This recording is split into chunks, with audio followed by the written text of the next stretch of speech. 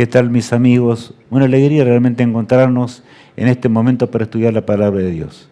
En un tema que yo voy a decirles de todo corazón, un tema de repaso simultáneamente es agregar más conocimiento de lo que ya conocemos, a fin de que podamos entender lo importante que es el séptimo sello, que es de vital importancia para nuestra vida. Por eso tenemos que pensar realmente lo que estamos estudiando, ¿verdad? Estudiar de todo corazón y hacer la voluntad de Dios y andar en los caminos del Señor. Que Dios nos bendiga, que el Señor nos acompañe para que todo salga realmente hermoso y podamos acercarnos a Dios en el tema de hoy. Bien, los 5 eventos que se describen en el sexto sello. Y ahora vamos a repasarlos para tomar, ¿verdad? Porque es imposible estudiar el séptimo sello sin estudiar el séptimo, sin estudiar el sexto. Es necesario realmente. ¿Qué dice entonces Apocalipsis 6, 12 y 13? Miré cuando abrió el sexto sello, y aquí hubo un gran terremoto. Terremoto de Lisboa que se cumplió allí en el año 1755, el 1 de noviembre de ese año. Lisboa tembló y 60.000 murieron instantáneamente, abarcó 3 continentes. Bueno, ya sabemos, ya conocemos, no voy a omitir algunos datos para que alcancemos a llevar bien todo. En el segundo caso dice lo siguiente. El sol se puso negro como tela de silicio. Bueno, el 19 de mayo de 1780, 25 años después, el sol se puso negro como tela de silicio y se cumplió así en el hemisferio norte de Estados Unidos, donde estaban realmente aquellos que leían la palabra de Dios, inclusive los principios que la Constitución norteamericana posee todavía, ¿verdad?, en su primera enmienda, y etcétera, son principios basados en la palabra de Dios. Pero desgraciadamente los hombres fueron cambiando y el pecado se acercó tanto a esta tierra, no nos queda mucho tiempo, como vamos a ver en el tema de hoy. Pero ese segundo evento del sexto sello realmente marcó a los hombres un momento impresionante. Todo un día, como mortaja, tinieblas como las de Egipto cayeron sobre la tierra y así todo quedó en absoluto silencio. No se podía absolutamente ver nada. Y los hombres pensaban que de veras era el día de ajuste de cuentas con Dios. Pero saben, esa misma noche, allí el 19 de mayo de 1780, ¿qué ocurrió? Y la luna se volvió toda como sangre. O sea, la luna, que en realidad era luna llena y salía realmente hermosa, repentinamente al salir ya se tiñó negra completamente y después roja, se enrojeció como sangre, tal cual decía la palabra de Dios. De manera que la oscuridad, que era sobrenatural, por supuesto, ahora se transforma en una luna totalmente roja, símbolo de la sangre derramada de millones de mártires. Indudablemente que fue así. Pero Dios lo anunció para que podamos entender. Estamos en el tercer evento de ese sexto sello del Apocalipsis. Ahora vamos al cuarto evento del sexto sello. Y las estrellas del cielo cayeron sobre la tierra, como la higuera deja caer sus higos cuando es sacudida por un fuerte viento. Es notable que se nombra este detalle todavía, ¿notaron? Dice, las estrellas del cielo cayeron sobre la tierra, como la higuera deja caer a sus higos cuando es sacudida por un fuerte viento. O sea, caían en remesones. A eso de la medianoche aproximadamente hasta el amanecer, el cielo permaneció incendiado. Simplemente se cumplió así el 13 de noviembre de 1833. Esta fecha es importante recordarla, cuando el cuarto evento del sexto sello se cumple, ¿verdad? Y ya en postrimerías del cumplimiento, para los que entienden un poco más, ya veremos enseguidita acerca de 1844, una fecha tan significativa en las profecías de nuestro Dios, lo que Dios nos dio para que de veras en esta vida podamos tener fe, confianza en Él y nos vaya bien. El quinto evento, para ir al quinto evento tenemos que leer todo un pasaje, porque en realidad San Juan lo que está describiendo son eventos claros. Dios los produce ahora, ¿verdad?, en forma ordenada, tal cual estaban indicados. Y repentinamente San Juan ve un evento que salta hasta el final de la historia misma. Y leamos lo que dice allí el quinto evento. Y el cielo se desvaneció como un pergamino que se enrolla, y todo monte y toda isla se removió de su lugar. Y los reyes de la tierra, y los grandes, los ricos, los capitanes, los poderosos, y todo siervo y todo libre, se escondieron en las cuevas y entre las peñas de los montes. Y decían a los montes y a las peñas: caed sobre nosotros y escondednos del rostro de aquel que está sentado sobre el trono y de la ira del Cordero, porque el gran día de su ira ha llegado. ¿Y quién podrá sostenerse en pie? Dios es paciente y admirable. Pero Juan ve un cuadro que él mismo trata de narrar. Ustedes vieron, no habrá excepciones de seres humanos. Los ricos que se sienten dueños de todo, los pobres que no tienen nada. Estoy resumiendo simplemente. Clamaban a las rocas y a las peñas: caed sobre nosotros y escondednos del rostro de aquel que está sentado sobre el trono, porque el gran día de su ira ha llegado. ¿Y quién podrá sostenerse en pie? Saben, amigos míos, qué tremendo será cuando Cristo regrese. Él pasa directamente, o sea, el quinto evento del sexto sello es la venida de Cristo, en gloria y majestad, visible por todo ser del planeta. Será un día que no podemos describir humanamente. Más allá de lo que podemos leer, ¿verdad? Será el día de nuestro Dios, el día de ajuste de cuentas y el día cuando Él venga en realidad a buscar a sus hijos, porque Él nos amó, que dio su vida para que nosotros podamos llegar a ser salvos y heredar la vida eterna. Ahora leemos el siguiente título. Paréntesis entre el quinto evento del sexto sello, que explica la razón por la cual Cristo aún no regresó. Bueno, claro, nos preguntamos ¿y por qué? Si ya en 1833 ocurre, ¿verdad?, ese evento, ¿cuántos años han pasado? Y Cristo aún no regresó. Ese quinto evento es el regreso de Jesús.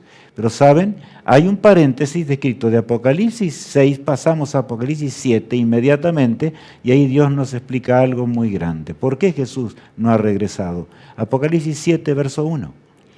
Después de esto, vi a 4 ángeles en pie sobre los 4 ángulos de la tierra, que detenían los 4 vientos de la tierra, para que no soplase viento alguno sobre la tierra, ni sobre el mar, ni sobre ningún árbol. Bueno, aquí se encuentra en realidad las últimas frases, dice que 4 ángeles estaban sosteniendo los vientos, como ustedes notaron. En la Biblia los vientos, recordemos, significan, ¿verdad?, las guerras, o sea, el tumulto enorme de la tierra. Dios mantiene en jaque las fuerzas con un propósito. Y dice, para que no soplase viento alguno sobre la tierra, ni sobre el mar, ni sobre ningún árbol. Está describiendo lo que va a acontecer en la séptima plaga, cuando Jesús regrese en gloria y majestad. Pero ahora la razón, vamos a esas plagas detenidas, ¿verdad? ¿Por qué Dios las detiene? Está descrito claramente lo que encontramos allí en el versículo 2 en adelante. Vi también a otro ángel que subía de donde sale el sol y tenía el sello del Dios vivo, y clamó a gran voz a los 4 ángeles a quienes se les había dado el poder de hacer daño a la tierra y al mar, diciendo: no hagáis daño a la tierra, ni al mar, ni a los árboles, hasta que hayamos sellado en sus frentes a los siervos de nuestro Dios. Es claro el texto, el pasaje de la palabra de Dios. Allí dice, ¿verdad?, que un ángel poderoso, ¿de dónde sale el sol? Allí del oriente sale con poder. Da una orden a esos 4 ángeles que tenían la orden específica de soltar los vientos. Pero eso, no soltéis los vientos aún. Todavía un poco más. Solamente ese ángel, por supuesto, que ocupa el lugar que Lucifer o Satanás ocupaba antes que pecara, ahora le ordena a esos ángeles, de acuerdo a la orden divina, ¿verdad?, de que todavía continúe un poquito más. ¿Para qué? Dice, diciendo: no hagáis daño a la tierra, ni al mar, ni a los árboles, hasta que hayamos sellado en sus frentes a los siervos de nuestro Dios. O sea, es el sellamiento. ¿Qué es el sellamiento? Es un sello especial que se coloca sobre los que van a ser salvos. Un sello sobre aquellos que van a heredar la vida eterna y llegarán a gozar de la patria celestial. Y cuando yo digo esto, es una eternidad, nunca más tendrá fin. Eso es lo que Dios nos habla con toda ternura. El pecado es realmente algo extraño en el universo de Dios. Todos miran con asombro el desarrollo de esta contienda enorme del pecado. Bueno, los sellados, en primer lugar los 144.000 sellados que se los nombra allí en el texto 4, leemos. Y oí el número de los sellados, 144.000 sellados de todas las tribus de los hijos de Israel. Bueno, simplemente coloco este pasaje, no es el tema. O sea que aquí, de hoy, ¿no es cierto? Pero claramente dice allí, habla de los 144.000 sellados, que por supuesto habla del Israel de Dios, o sea, de aquellos que conocen la verdad, entendieron la salvación. El siguiente pasaje aclara un poco más. Leamos el versículo 4. Estos son los que no se contaminaron con mujeres, pues son vírgenes. Estos son los que siguen al Cordero por donde quiera que va. Estos fueron redimidos de entre los hombres como primicias para Dios y para el Cordero. O sea, eso dice allí, estos son los que no se contaminaron con mujeres. En la Biblia, la mujer es símbolo de, por eso aparece una mujer ramera y una mujer pura. O sea, habla de el pueblo de Dios, los que guardan los mandamientos de Dios, los que andan en pos de las Sagradas Escrituras, los que hacen la voluntad divina, la voluntad de Dios. Por supuesto, como dice la palabra de Dios, y anduvieron de acuerdo, conocieron, entendieron desde su juventud, tuvieron el privilegio de conocer toda la verdad, esos 144.000. Por eso es una distinción. Andan junto al Cordero por donde quiera que va, como dice el texto bíblico, ¿verdad? ¿Es que entrarán pecadores al cielo? No, pero está hablando aquí del remanente fiel, o sea, de ese pueblo que Dios tiene, que mantiene la verdad en alto y la mantuvo desde el Edén del pasado hasta el Edén recuperado, cuando Dios haga todas las cosas de nuevo. La gran multitud que aparece también allí en ese mismo capítulo, porque Dios quiere darnos ánimo y aparecen delante del trono de Dios, para que entendamos que vamos a llegar a esa patria celestial, a aquel hogar en donde no habrá más dolor, sufrimientos ni tristezas. Dice así el versículo 9 allí. Después de esto miré, he aquí una gran multitud, la cual nadie podía contar, de todas naciones y tribus y pueblos y lenguas, que estaban delante del trono y en la presencia del Cordero, vestidos de ropas blancas y con palmas en las manos, y clamaban a gran voz diciendo: la salvación pertenece a nuestro Dios, que está sentado en el trono, y al Cordero. Indudablemente, aquellos mártires que en millones dieron su vida por Jesús, no entendieron muchas cosas durante la Edad Media, y podríamos hablar de muchas cosas más, pero no es el tema, vuelvo a repetir, de hoy. Solamente entendamos que serán millones los que heredarán la patria celestial, desde, ¿verdad?, del pasado hasta el último que será salvo en el reino de Dios. Dios hace una distinción y ya vamos a entender por qué, simplemente entre el redil de Dios, el remanente de Dios, que tiene la comisión de llevar la verdad a toda nación, tribu, lengua y pueblo, de aquellos que no conocen y no entendieron la verdad, y cuando aceptan el mensaje ahora se tornan hijos de Dios, sobre todo de aquellos del pasado, ¿no es cierto? Lo que ve Juan al comenzar el séptimo sello. Y ahora comenzamos el séptimo sello en realidad, cuando dice lo siguiente, allí en el capítulo 8 de Apocalipsis. Cuando abrió el séptimo sello, se hizo silencio en el cielo como por media hora. Bueno, este es un texto muy importante en el día de hoy, porque después de transitar toda la revelación por supuesto lo que leíamos recién, ¿verdad?, del capítulo 7, el capítulo 8 se abre ahora y se abre, solo Cristo podía abrir los sellos, nunca olvidemos esto. Por eso Juan lloraba, porque en realidad no se encontraba otro, el Cordero de Dios, el que dio su vida por nuestras transgresiones. Él, el universo entero, vio como Jesús solamente podía predecir los acontecimientos del gran conflicto. Y aquí dice que abrió el séptimo sello y se hizo silencio, como por media hora, ¿no? Dice Dios. O sea que no tiene que ver con un tiempo profético, sino que indica simplemente un breve tiempo. El séptimo sello no lleva un tiempo largo. Ya vamos a entender por qué enseguida. Sino un breve tiempo. Y Dios indica esto porque en realidad es el séptimo sello, no hay otro más, ¿verdad? Continúa diciendo el versículo 2. Y vi a los 7 ángeles que estaban en pie ante Dios, y se les dieron 7 trompetas. Bueno, allí Juan da ya como sentado en la presencia de aquellos ángeles que están en un lugar especial, en torno al trono de Dios. Y dice que se les dieron 7 trompetas. Bueno, ya vamos a ver un poco acerca de lo que significa esta escena que estamos viendo. En primer lugar, el silencio, ¿verdad? Pero leemos así, la frase de arriba que estamos viendo donde aparecen los 7 ángeles, ¿qué dice? 7 ángeles que actuarían desde la cruz hasta el fin del tiempo de gracia. Eso es lo que vamos a entender más de cerca. O sea, los ángeles que el Señor sostiene con un propósito en particular. Por eso allí dice, en primer lugar, silencio por casi media hora. Es notable, ¿verdad? Porque en realidad encontramos en la Biblia otro aspecto particular en el cual hubo silencio. Silencio en los cielos, el universo entero, los mundos que Dios creó, los ángeles que nunca pecaron, millones de millones, ni una mente humana puede imaginar. En un cuadro vivo están viendo como en un cine, ¿verdad? La desgracia del desarrollo del pecado, ahora llegando al final del conflicto. Por eso hay un silencio. Un día hubo un silencio aterrador cuando Cristo decidió morir por nosotros. En el Getsemaní decidió, cuando fue hasta la cruz del Calvario, ¿verdad? Él allí suspiraba, a coagulones caía la sangre sobre la roca horadada. Y saben, repentinamente una nube negra y oscura envolvió a la cruz del Calvario. Los hombres cayeron al suelo, estaban en silencio hasta los malvados que se burlaban de Cristo. El universo entero estaba en silencio. Así también es comparado este silencio. ¿Por qué? Porque tiene un significado especial. Las escenas que están ocurriendo son dramáticas realmente.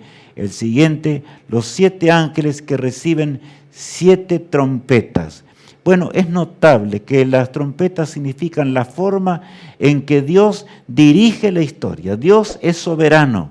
Dios es el que lleva el conflicto entre el bien y el mal y lo llevará hasta cuando Cristo regrese, amigos míos. Eso debe llenarnos de alegría, porque si estuviese en la mano del hombre, ya la raza humana se hubiera terminado.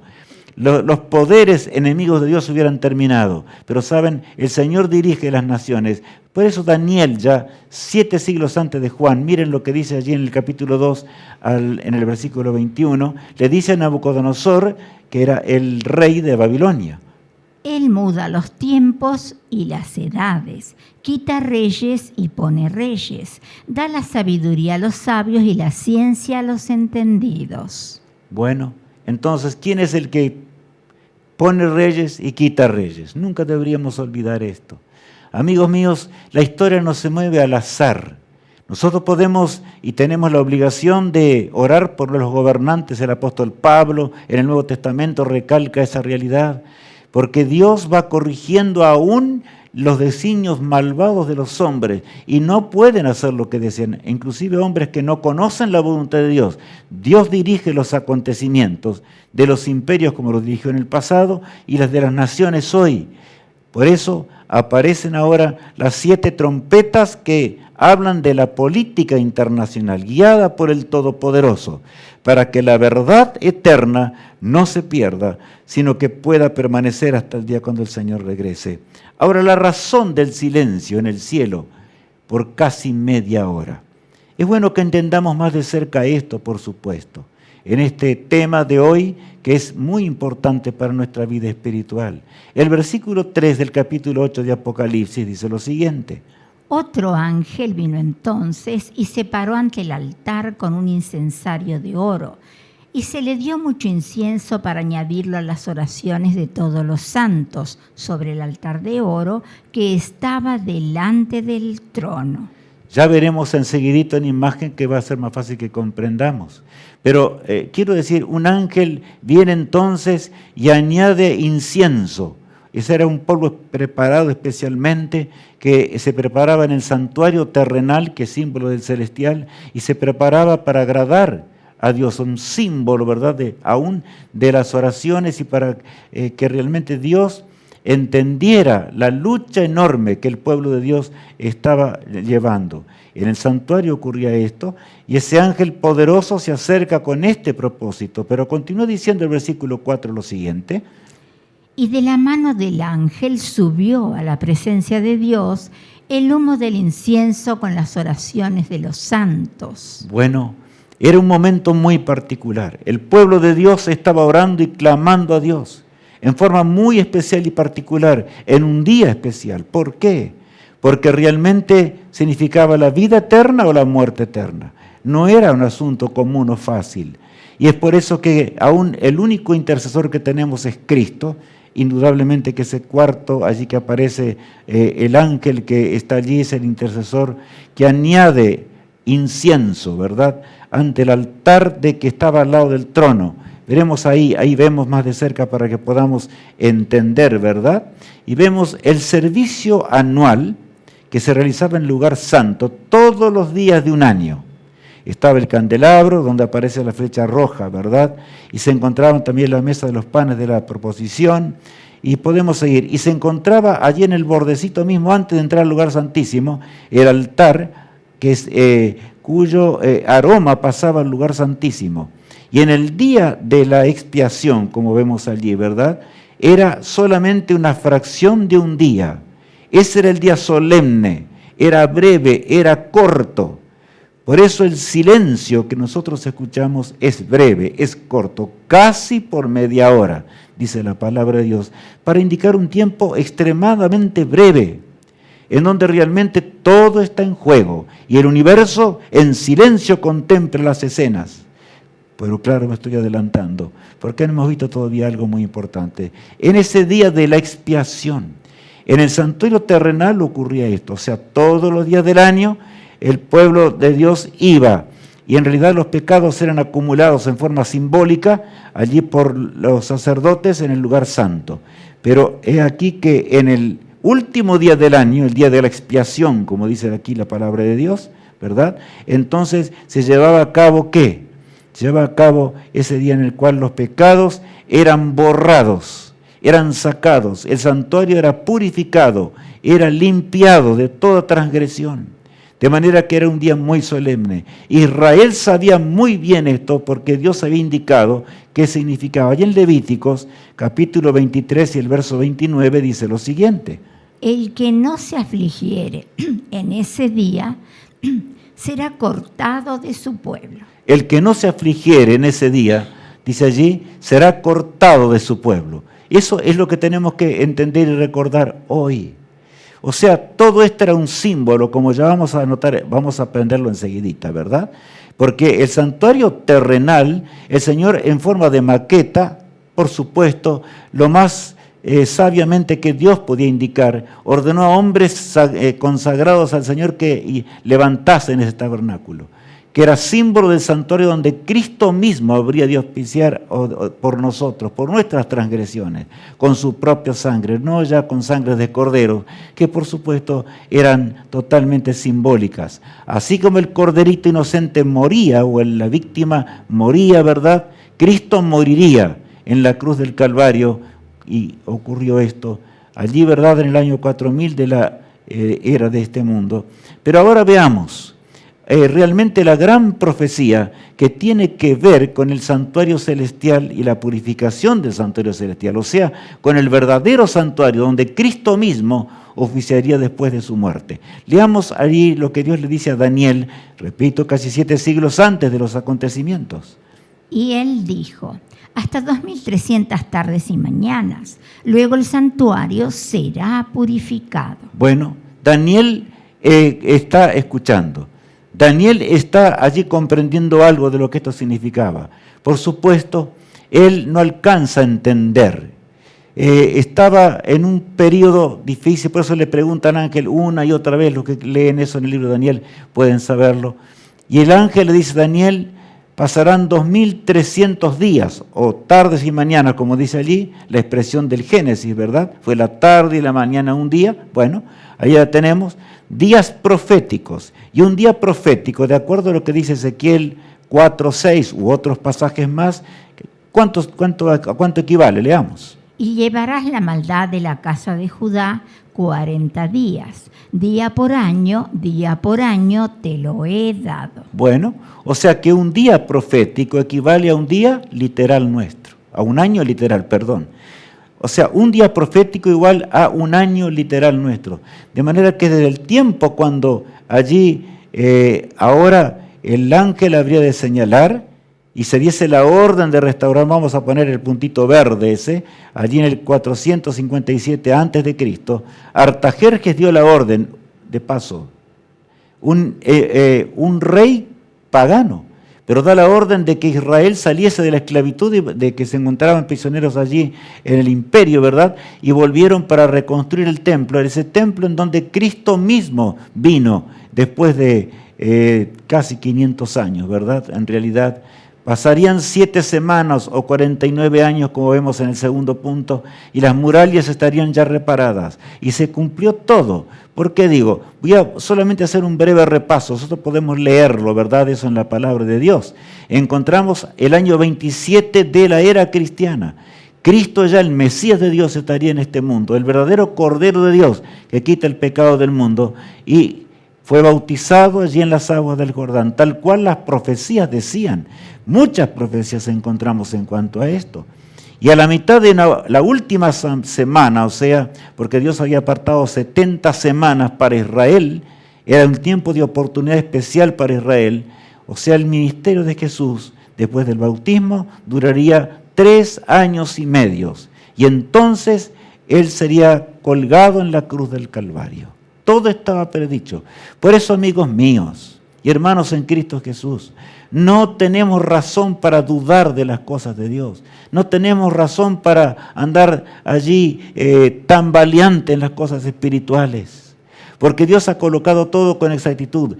Hay un Cordero y ese Cordero ministra en el santuario celestial. Porque así estaba dicho en la palabra de Dios. Y ese fue el que murió en el año 31 de la era cristiana. Y nadie puede negar esa realidad. Esto es histórico, ¿verdad? Día por año te lo he dado.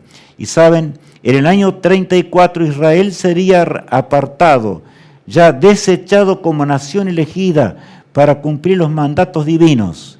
La tarea que ellos tenían era llevar adelante la proclamación del mensaje de Cristo, el Evangelio eterno, que nosotros entendemos hoy, pero desgraciadamente Israel se entretuvo en las cosas temporales, se enterró en las cosas temporales, yo diría así, y las cambió por las cosas eternas. Eso no tiene que ver con aquellos, ¿verdad?, que son hebreos, en particular no, la salvación es individual, pero como nación perdió definitivamente. No nos dejemos engañar por algunas filosofías que andan por allí, ¿verdad? Y que hablan de un de un Israel restaurado. No va a ser así, porque Dios lo dice claramente. Pero de los 2300 días se cumplen en el año 1844. O sea, el verdadero día de la expiación. Cristo, en primer lugar, ministra por 1810 años, como está allí también en el dibujo, ¿verdad?, que tenemos ante nosotros en la pantalla, y aquí que, por otro lado, después en el lugar santo, pero por un breve tiempo pasaría ante la presencia de Dios, para sacar los pecados, borrarlos para siempre, para que ahora podamos ir a la eternidad. Y digo así, los que somos fieles, los que amamos al Señor, los que lo queremos de corazón, los que nos hemos rendido a Él y hemos confesado nuestros pecados, Cristo es el que los confiesa ante el Padre eterno. Y ya vamos a leer algunos pasajes en cuanto a esto en el día de hoy. El juicio investigador ya comenzó, 1844. ¿Ustedes notaron? El sexto sello ya pasó también esa historia. Y lo notable es, excepto el quinto evento, que es la venida de Cristo, del sexto sello. El séptimo sello, lo tenemos en el medio, el juicio investigador se comienza en 1844, tal cual estamos leyendo. Escenas que ve Daniel en el cielo, el profeta Daniel. Juan está viendo, también ya vamos a leer enseguidita, pero leamos a continuación Daniel 7, 9 y 10. Estuve mirando hasta que fueron puestos tronos y se sentó un anciano de días, cuyo vestido era blanco como la nieve y el pelo de su cabeza como la lana limpia. Su trono llama de fuego y las ruedas del mismo fuego ardiente. Un río de fuego procedía y salía de delante de él. Millares de millares le servían y millones de millones asistían delante de él. El juez se sentó y los libros fueron abiertos. Qué cuadro emocionante. El Padre, ¿verdad? Aquel anciano de días, como dice el texto bíblico, ahora se traslada a un lugar especial, al santuario celestial, en el lugar santísimo, en el trono de Dios. En realidad, allí habla con toda nitidez, ¿verdad? Él es el juez. Y entonces se abrieron los libros. Cada acto de nuestra vida está registrado en los cielos. Nosotros podemos cometer pecados en la oscuridad en cualquier lado, pero amigo mío, hay alguien que lo sabe. Y un día tendremos que rendir cuenta de nuestra situación. Dios quiere que seamos salvos. Él anhela nuestra salvación. Él quiere que podamos vivir por una eternidad. Por eso murió en la cruz del Calvario. Dejó la eternidad y vino a este mundo. Pero saben, ahora, por eso el Cordero de Dios, ahora cuando llega a 1844, ¿verdad? De acuerdo a la profecía, se acerca al Padre y ahora Daniel ve esto, lo ve en visión. Leamos el texto 13 y 14. Miraba yo en la visión de la noche, y aquí, con las nubes del cielo, venía uno como un hijo de hombre que vino hasta el anciano de días, y le hicieron acercarse delante de él. Y le fue dado dominio, gloria y reino, para que todos los pueblos, naciones y lenguas le sirvieran. Su dominio es dominio eterno, que nunca pasará, y su reino uno que no será destruido. O sea que aquí está hablando también de la misma escena que aparece, ¿verdad?, en Apocalipsis, cuando habla de que los hombres rogaban a las peñas que los escondan de la presencia de aquel que venía en la nube de los cielos. Bueno, pero aquí es el momento cuando Cristo regresaría. Pero se presenta ese Hijo del Hombre, es el que murió en la cruz del Calvario, es nuestro poderoso Salvador, a quien tenemos que confesar nuestros pecados, rendir nuestra vida, entregarnos a Él de todo corazón. Él no falla como los seres humanos. No hay pecado que Él no pueda perdonar, pero tenemos que arrepentirnos profundamente. Por eso en ese corto día de expiación, recordemos silencio por casi media hora, el simbolismo categórico, ¿verdad?, que encontramos allí en Apocalipsis capítulo 8, donde encontramos el momento que habla del santuario también, ¿verdad? Y se le fue dado dominio sobre los reinos de este mundo. Claro, en realidad al final el Señor hará nuevas todas las cosas y nos va a entregar un mundo nuevo, un mundo eterno, tal cual dice las Sagradas Escrituras. El pecado será eliminado para siempre. Y eso es lo que está haciendo el Señor ahora en el santuario celestial. Pero ¿saben? Lo notable del caso es, ¿qué ve Juan ahora durante la séptima trompeta? Vamos a leer algunos pasajes de Apocalipsis capítulo 11, el versículo 15 en adelante. El séptimo ángel tocó la trompeta y hubo grandes voces en el cielo que decían: los reinos del mundo han venido a ser de nuestro Señor y de su Cristo, y Él reinará por los siglos de los siglos. Otra vez se repite la misma escena. El séptimo ángel tocó la trompeta. Y aquí llega el momento cuando ahora el Señor va a tomar el dominio, como dice, ¿verdad? Pero por supuesto deben acontecer varias cosas antes, como veremos enseguida, y ya veíamos desde el comenzar. En realidad allí aquellos que oraban y clamaban a Dios en el día de la expiación. Ahora estamos viviendo ese día, es el día de la expiación. ¿Va a durar por mucho tiempo? No, es un tiempo solemne en extremo. El momento cuando tú y yo estamos determinando la vida eterna o la muerte eterna. ¿Qué haremos con Jesús? Nosotros decidimos. Dios nos dio el libre albedrío. El Señor no creó robots, ¿no es cierto? Sino que vino a este mundo para darnos, nada menos que darnos la vida y para que podamos vivir para siempre. Él nos creó para eso, pero para cuando vivamos para siempre en la eternidad. El versículo que sigue, el versículo 16, agrega: y los 24 ancianos que estaban sentados delante de Dios en sus tronos se postraron sobre sus rostros y adoraron a Dios. Rindieron ante el Señor, se postraron y alabaron al Señor. porque ahora se indicaba el triunfo definitivo sobre el pecado. Cuando termine el día de la expiación, ¿verdad? He aquí que todo esto será real. Y por eso es que el final del conflicto es sumamente aterrador. El universo entero mira, Satanás acusó a Dios y lo acusó en forma atroz y terrible. Acusó la ley moral de Dios, acusó a Dios de ser un tirano, y esa acusación durará hasta cuando definitivamente Satanás sea desenmascarado. Pero ahora, mientras Cristo purifica el santuario celestial como estamos, leamos el verso 17. Te damos gracias, Señor Dios Todopoderoso, el que eres y que eras y que has de venir, porque has tomado tu gran poder y has reinado. Bueno, qué hermoso pasaje, ¿verdad? Es este. Es un texto lleno de esperanza, diciendo, te damos gracias, Señor Dios Todopoderoso. Esas expresiones las escucharemos un día nosotros cuando los ángeles alaben al Creador y podamos ir a casa, amigos míos.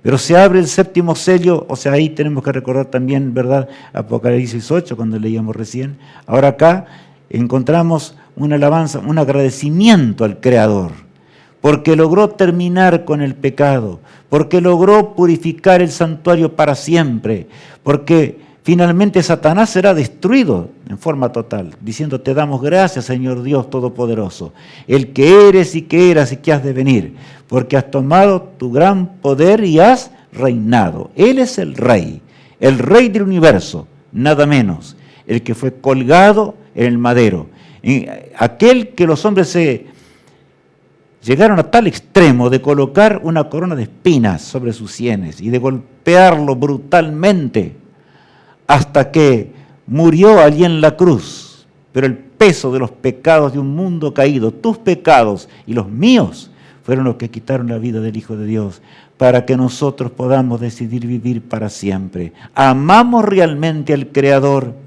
amamos a Jesús de corazón, que es Cristo para nosotros y en nuestra vida. Y ahora cuando analizamos las profecías y vemos la gran profecía, estamos entendiendo el breve tiempo que realmente queda de gracia. ¿Cuán poco tiempo le queda a la raza humana? Analizamos hoy un tiempo muy particular. ¿Por qué? Porque hay tempestades en el mundo, hay maldad en extremo, el hogar está destruido, la moral está aniquilada. Y podemos hablar también de cómo los hombres de ciencia hablan que el mundo no tiene más que 7, 8 años de existencia, porque se está terminando a sí mismo. Y los hombres han destruido la naturaleza. ¿Saben ustedes que esa profecía se está cumpliendo? Allí también lo ve San Juan en la profecía. Leamos el texto 18. Y se airaron las naciones y tu ira ha venido, y el tiempo de juzgar a los muertos y de dar el galardón a tus siervos los profetas, a los santos y a los que temen tu nombre, a los pequeños y a los grandes, y de destruir a los que destruyen la tierra. Yo vuelvo a recalcar algo aquí. Ese breve tiempo que ahora está transcurriendo, ¿verdad? Profético, representado por un breve tiempo en el santuario celestial. Amigos míos, tiene que ver con las consecuencias eternas del pecado. En realidad el juicio ya comenzó. El juicio, y cuando hablo de juicio, el juicio está dividido en 3 partes, no vamos a mencionarlo hoy.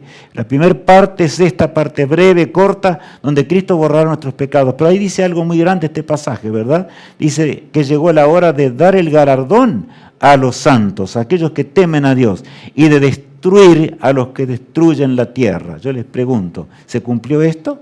¿No ha destruido acaso el hombre la naturaleza?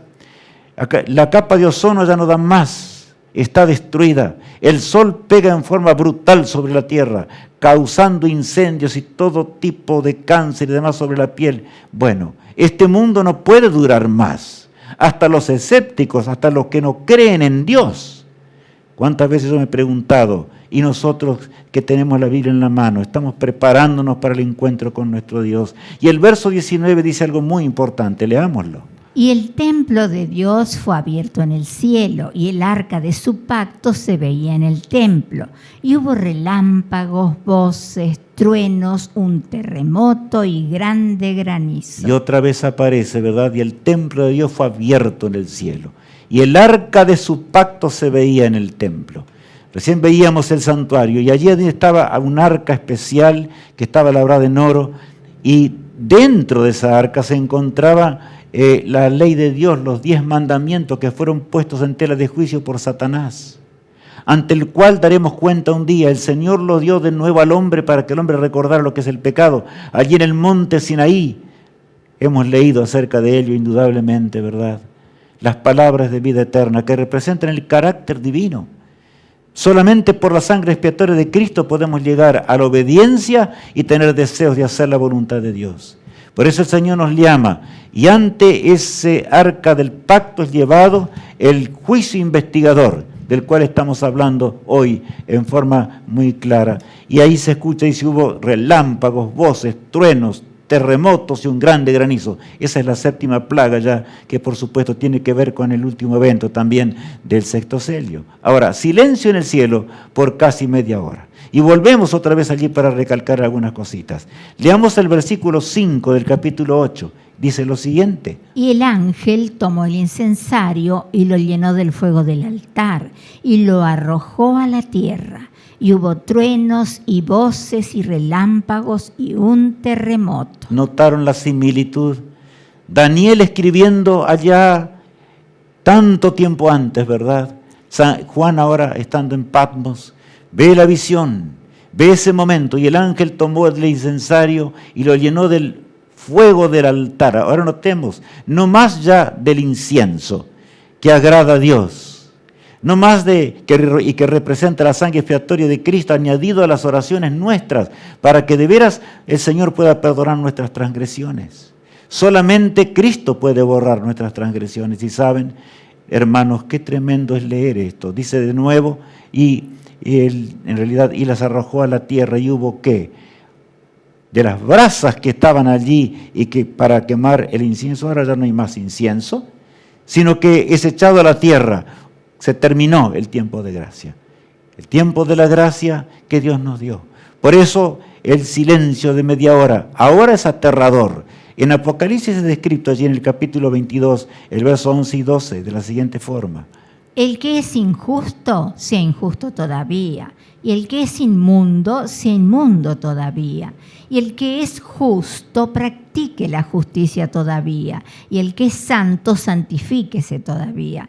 He aquí yo vengo pronto y mi galardón conmigo, para recompensar a cada uno según sea su obra. Este es un hermoso pasaje, solemne en extremo, ¿verdad? El que es injusto, el que le gusta el pecado, llega el momento cuando Jesús levantará sus manos y se terminará. Ya vamos a leerlo dentro de instantes. No habrá más nada que hacerle, se terminó para siempre la gracia de Dios. El que es injusto seguirá injusto hasta las llamas del fuego eterno cuando sea aniquilado. Y el que es santo o el que ama las cosas de Dios, el Señor ahora nos cubrirá de su justicia, nos dará un ropaje nuevo, nos levantaremos en la resurrección para vivir la eternidad. Nuestras células serán cambiadas, nuestras neuronas serán cambiadas y viviremos la eternidad. Todo está en juego en cortos minutos, yo diría, en el reloj de Dios. ¿No es solemne esta hora? 3 cosas que deben acontecer o ocurrir antes del fin del tiempo de la gracia de Dios. En primer lugar, leemos. Sellamiento de los fieles. Claro, debemos ser sellados. Sellados, que es un símbolo, en la frente aparece, en nuestra mente. En realidad, Cristo realiza ese cambio en la mente humana. Cristo cambia la naturaleza humana. Por más que el hombre esté enterrado en el pecado, cuando conoce al Señor, si se entrega, una nueva criatura comienza a surgir. Tiene que ver con ese sellamiento, ¿verdad? Pero en este corto tiempo hay 2 cosas, el sellamiento y el zarandeo, porque aquellos que no aman al Señor y conocen la verdad de Dios son dejados a un lado. El zarandeo, ¿verdad? Tan preciso y descrito en la palabra de Dios. ¿Qué otra cosa más dice allí? Descenso de la lluvia tardía. Aquellos que tengan el sello de Dios, aquellos que estén en condiciones, ellos recibirán la lluvia tardía. Yo quiero estar, si es que estoy vivo en aquel momento, para recibir esa lluvia tardía, que en realidad tiene que ver con la grandiosidad de poder llevar y terminar la obra de Dios. Pero ya veremos eso enseguida. ¿Y qué otra cosa más? Leamos. Fin del mensaje de los 3 ángeles. El mundo entero será sacudido por los 3 mensajes angélicos. El mundo entero tendrá que entender la ley de Jehová. El mundo entero tendrá que entender los mandamientos de Dios. El mundo entero tendrá que temblar hasta los poderes opositores que con la Biblia en la mano predican contra la palabra de Dios. Serán aniquilados simplemente por el pueblo de Dios antes que llegue ese momento, ¿verdad?, dramático. Ahora bien, el fin del tiempo de gracia llegará, como estábamos leyendo recién, ¿verdad? Y entonces las 7 últimas plagas van a caer sobre este mundo. Allí lo dice Apocalipsis 15 y Apocalipsis 16. Nos habla con claridad que del santuario salieron 7 ángeles ahora para derramar las 7 copas de la ira de Dios. Ese santuario en donde realmente fue de amor, ¿verdad?, para perdonar nuestras transgresiones. La ira de Dios sale del santuario ahora y las 7 plagas posteras serán derramadas. Ocurrirá la resurrección especial de aquellos que murieron aún llevando adelante en la lluvia tardía ese mensaje poderoso de Dios. Y por último, ¿verdad?, gran resurrección de todos los justos. Por eso leíamos recién, ¿verdad?, de los 144.000, que de paso no son literales, quiero aclarar bien esto, porque ya aparecen tribus simbólicas. Qué notable todo esto. El pueblo de Dios, pero como pueblo de Dios, los que conocemos al Señor, de veras que estamos haciendo la obra de Dios.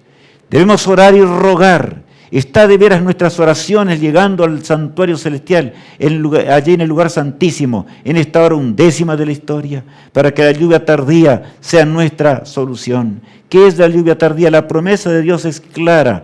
Leámosla en Joel 2:23 y dice así: Vosotros también, hijos de Sión, alegraos y gozaos en Jehová vuestro Dios, porque os ha dado la primera lluvia a su tiempo y hará descender sobre vosotros lluvia temprana y tardía como al principio.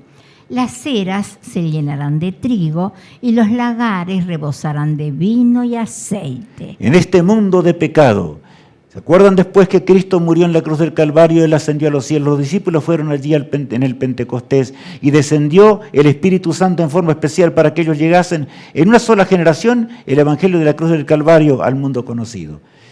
Muy superior aún será la obra final, cuando el Señor en la lluvia tardía derrame ese mismo poder del Espíritu Santo para que el pueblo de Dios termine con la obra de Dios. ¡Qué promesa bendita tenemos como hijos de Dios! Por eso en esta hora de silencio, el universo entero contempla a muchos que desechan la gracia de Dios. Efectos de la lluvia tardía. Y leamos allí los efectos que va a causar en las religiones grandes de la tierra, en los gobernantes grandes de la tierra que no se rindan a Cristo y poderes que pecaron ya contra el Espíritu Santo. Leamos lo que dice Apocalipsis 18. Después de esto, vi a otro ángel descender del cielo con gran poder, y la tierra fue alumbrada con su gloria. Bueno, allí dice que otro ángel desciende, ¿verdad? No está en oculto, sino que fue alumbrado todo el cielo con su gloria. Indica que es un mensaje universal, un llamado especial que ya vamos a leer enseguida. ¿Cuál es la razón? Es los pecados de la gran Babilonia moderna, ¿verdad? O sea, de ese cristianismo falso que apostató, como ya sabemos, ¿verdad? Hemos estudiado algo, ya estudiaremos un poco más. Leamos el texto 3. Porque todas las naciones han bebido del vino del furor de su fornicación, y los reyes de la tierra han fornicado con ella, y los mercaderes de la tierra se han enriquecido de la potencia de sus deleites. Qué notable es aquí lo que leemos, ¿verdad? Aquellos que con la Biblia en la mano pecaron, aquellos que con la Biblia en la mano dejaron a un lado las cosas de Dios. Esa Babilonia habrá de regir las cosas en este mundo hasta el punto que va a perseguir al pueblo de Dios. Por eso Dios nos llama, y Dios llama sobre todo a aquellos que no conocen la verdad y que se dan cuenta que el poder de Roma, por ejemplo, Roma cristiana, que se dice ser la iglesia de Cristo, no es la iglesia de Cristo porque no guarda los mandamientos de Dios. Transgrede los mandamientos de Dios, transgrede el segundo mandamiento, transgrede claramente el cuarto mandamiento que habla del santo sábado, etc. Pero leamos el llamado de nuestro Padre Celestial. Y oí otra voz del cielo que decía: salid de ella, pueblo mío, para que no seáis partícipe de sus pecados, ni recibáis parte de sus plagas. Tierno llamado es el llamado de Dios en esta hora postrera. El pueblo de Dios ahora, por eso a mí me alegra la promesa de Dios. De la lluvia tardía va a descender y no está en las manos nuestras Dios. Si nosotros no somos fieles, Dios lo hará Jesús dijo en cierta ocasión, si ustedes callan, aún las piedras hablarán. Porque es así. El mundo va a terminar. Estamos al borde mismo del fin de todas las cosas. Y por eso la voz de Dios clama, salid de él ya, pueblo mío. Dios tiene millones que están afuera y que no han entrado. Como decía el texto recién, que los lagares serán llenos. Y habla en forma simbólica de aquellos que se convertirán y se entregarán a Dios en la última y postrera hora de la historia. Ahora bien, por eso, ¿qué otro efecto podemos leer allí? En el pueblo de Dios, al fin del tiempo, cuando proclame la verdad. Leamos acerca de ese pueblo en primera instancia. Aquí está la paciencia de los santos, los que guardan los mandamientos de Dios y la fe de Jesús. Bueno, texto hermoso, Apocalipsis 14, verdad 14, 12. Aquí está la paciencia, la perseverancia de los santos, los que guardan los mandamientos de Dios y la fe de Jesús. Ese es el pueblo de Dios, que está en todas partes de la tierra. Pero ese pueblo de Dios debe ser avivado, debe ser entregado plenamente para hacer la obra de Dios. Ya pasó el tiempo. ¿Qué estamos haciendo? Y el mundo habrá de responder de una forma terrible. Allí veamos qué va a hacer el mundo contra el pueblo de Dios. Oí una voz que desde el cielo me decía, escribe, bienaventurados de aquí en adelante los muertos que mueran en el Señor. Sí, dice el Espíritu, descansarán de sus trabajos, porque sus obras con ellos siguen. Claro, habrán de morir, pero que será por breve tiempo. El Señor los va a resucitar, inclusive una resurrección especial, durante la séptima plaga de la cual leíamos recién. Leamos en Apocalipsis 16, versos 17 y 18. El séptimo ángel derramó su copa por el aire, y salió una gran voz del templo del cielo, del trono, diciendo, hecho está. Hecho está. Terminó aún la séptima plaga, que tiene que ver con la ira de Dios, ¿verdad? Ahora leemos el verso 18. Entonces hubo relámpagos y voces y truenos y un gran temblor de tierra, un terremoto tan grande cual no lo hubo jamás desde que los hombres han estado sobre la tierra. Bueno, allí termina el drama. O sea, ¿qué estamos viendo ahora, verdad? Porque Juan en el sexto sello ve todos estos acontecimientos tremendos. He aquí, ojalá que estemos en ese glorioso día y podamos salir de las tumbas, ¿verdad? Si estamos allí. Dice aquí claramente que pasó un gran terremoto. Y ahora la descripción de la resurrección especial la vemos en Daniel capítulo 12, verso 2. Y muchos de los que duermen en el polvo de la tierra serán despertados, unos para vida eterna y otros para vergüenza y confusión perpetua. Allí habla de los que están aún dentro de las filas del pueblo de Dios, pero rechazaron la verdad. No quieren hacer la voluntad de Dios, escucharon el mensaje y se apartaron del mensaje. Muchos de los que duermen en del polvo de la tierra se levantarán, serán despertados a la vida eterna. Y el versículo 3 agrega: los entendidos resplandecerán como el resplandor del firmamento, y los que enseñan la justicia a la multitud como las estrellas a perpetua eternidad. Cuando Moisés descendió del monte Sinaí con las tablas de piedra, cuando Dios escribió con su propio dedo la ley moral, su rostro resplandecía. Así en ese día glorioso el pueblo de Dios, de la resurrección especial, porque el pueblo de Dios va a resucitar primero, tal cual dice la Escritura, ¿verdad? Entonces brillará, ya ahora por la eternidad. Como dice allí, los entendidos resplandecerán como el resplandor del firmamento. Aquellos que predicaron el mensaje de Dios. Y luego, cuando Jesús esté ya regresando a este mundo, Él dirá: despertaos, despertaos, despertaos, moradores del polvo. Y en todo el mundo habrán de escuchar su voz aquellos que echaron su suerte con Jesús, desde Adán hasta el último hombre que sea salvo. Leamos allí en 1 Tesalonicenses 4. Porque el Señor mismo, con voz de mando, con voz de arcángel y con trompeta de Dios, descenderá del cielo, y los muertos en Cristo resucitarán primero. Luego nosotros, los que vivimos, los que hayamos quedado, seremos arrebatados juntamente con ellos en las nubes para recibir al Señor en el aire. Y así estaremos siempre con el Señor. Cómo me gusta lo que el apóstol Pablo dice aquí. ¿No te parece hermoso realmente? porque el Señor mismo con voz de mando, con voz de arcángel, poderosa voz, habrá de sacudir este mundo, por supuesto. Y ante el autor de la vida, en realidad la resurrección es una nueva creación. ¿Cuántos seres amados se encontrarán en ese glorioso día para nunca más separarse? Aquel hogar del cual yo no puedo hablarles hoy, más bello que todo el lenguaje humano puede expresarlo. El día del encuentro feliz, porque el hombre fue creado para ser feliz y lo seremos por la eternidad. Cristo será nuestro compañero por los siglos sin fin de una eternidad. Estamos preparados para el encuentro de nuestro amado Salvador. ¿Qué estamos haciendo con el tic-tac del reloj en la hora final del conflicto? ¿Quién decide? Y tú ves allí en la pantalla. Tú decides. No yo por ti. Yo decido por mí. Tú debes decidir hoy. Y debes decidir si vas a servir al Señor en esta hora postrera y te vas a entregar a Él o no. Por eso el séptimo sello, ¿verdad? Y el tú decides. ¿Qué estamos haciendo?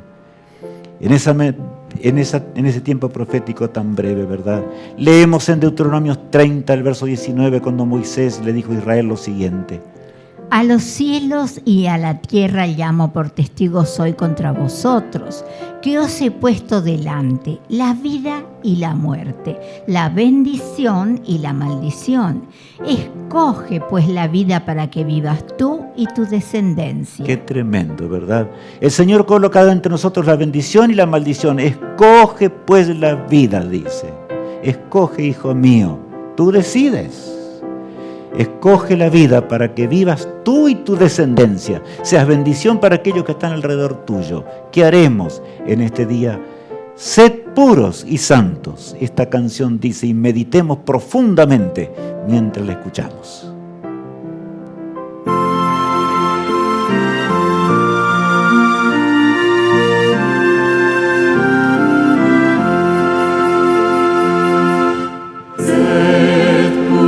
Y santos, mirad al Señor, permaneced fieles, orad sin cesar,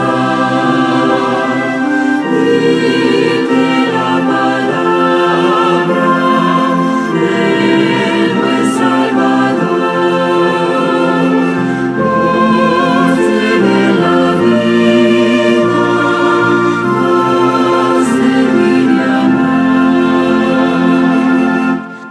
Sed puros y santos, Dios nos juzgará. Orad en secreto, respuesta vendrá. Su Espíritu Santo revela a Jesús y su semejanza en nos encontrar. Sed puros y santos, Cristo nos guiará. Seguid su camino, en él confiar. En paso en zozobra, la calma dará. Quien nos ha salvado de nuestra maldad. Amigo mío, acerquémonos al Todopoderoso, oremos para que de veras seamos puros y santos en esta hora del fin. Abramos nuestro corazón a Jesús.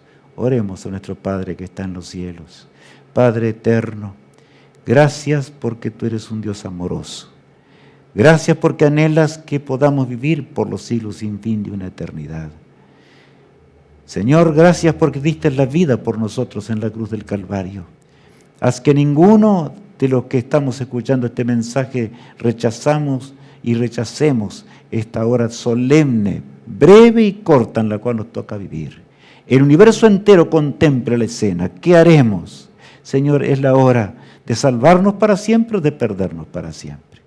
Bendícenos, acompáñanos con el poder de tu Espíritu para que podamos seguirte ahora y por la eternidad. En el nombre de Jesús te lo pido. Amén. Amigos míos, saben, el seminario va avanzando. Como ya sabemos, simplemente estoy repasando. A las 6 de la tarde cada sábado, ¿verdad? Y después la cadena virtual que llega el miércoles con materiales, con el diálogo que estamos teniendo, por supuesto a las 8 p.m. Es así ya, sábados y miércoles como estamos teniendo. Y el siguiente tema del siguiente sábado será nacer 2 veces o morir eternamente. Un tema realmente maravilloso. Que Dios les bendiga, que el Señor los acompañe. Es mi sincero deseo. Amén.